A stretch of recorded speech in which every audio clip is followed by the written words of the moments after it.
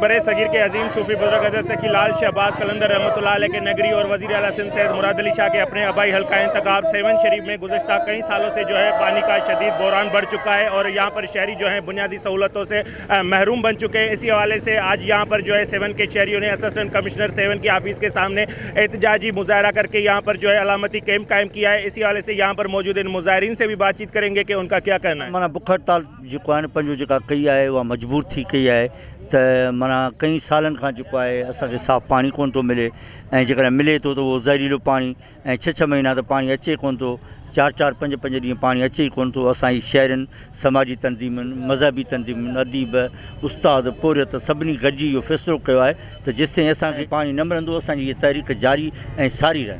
हे असांजे साम्हूं एसी साहब जी ऑफिस आहे।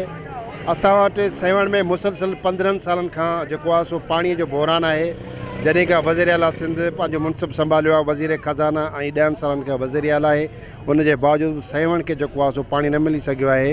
हालांकि पेपर वर्क में त असांखे वॾियूं वॾियूं स्कीमूं मिलियल आहिनि जिन ते अरबे रुपया ख़र्चियल आहिनि, पर उनजे बावजूदि अॼु सेवन जे आवाम खे 15 सालनि में साफ़ु पीअण जो पाणी न मिली सघियो आहे। शहर जा मासूम ॿार वॾा नंढा सभु वेठा आहियूं त असां वटि मुसलसल माना यानी एतिरो टाइम थी वियो आहे जो पाणी घर में अचे कोन थो।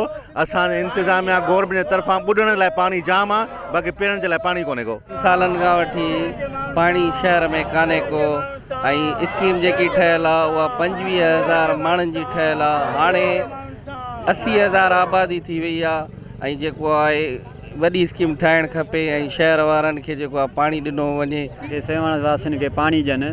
तक़रीबन साल खां वठी असांखे पीअण जे पाणीअ जी वधीक शदीद खोट आहे। जेके वस वारा या जेके पैसे वारा या जेके हिननि जा तमामु घणा वाठा आहिनि उन्हनि खे पाणी ॾियनि था, बाक़ी जेके हक़दार या सफ़ेद पोश माण्हू उन्हनि खे हिननि पाणीअ लाइ सिकायो आहे। ऐं बदकिस्मतीअ सां असां ईअं चऊं त ही CM सिंध जो तक आहे ऐं असां पाणीअ लाइ परेशान आहियूं, जेको असांजो बुनियादी हक़ आहे। तंहिं करे असां CM सिंध खां पुरज़ोर मुतालबो था कयूं त बराए महिरबानी पंहिंजे हल्के वारनि खे पानी मुहैया कयो। मौजूद आपने मुजाहिरीन की बातें सुनी। उनका कहना है कि हम मुसलसल जो है कई सालों से पानी के लिए जो है परेशान हैं। हम वज़ीर आला सिंध और ज़िला इंतज़ामिया से यही मुतालबा करते हैं कि फिलफौर सेवन में पानी के बहरान का नोटिस लेकर शहरियों को पीने का साफ पानी फराहम किया जाए।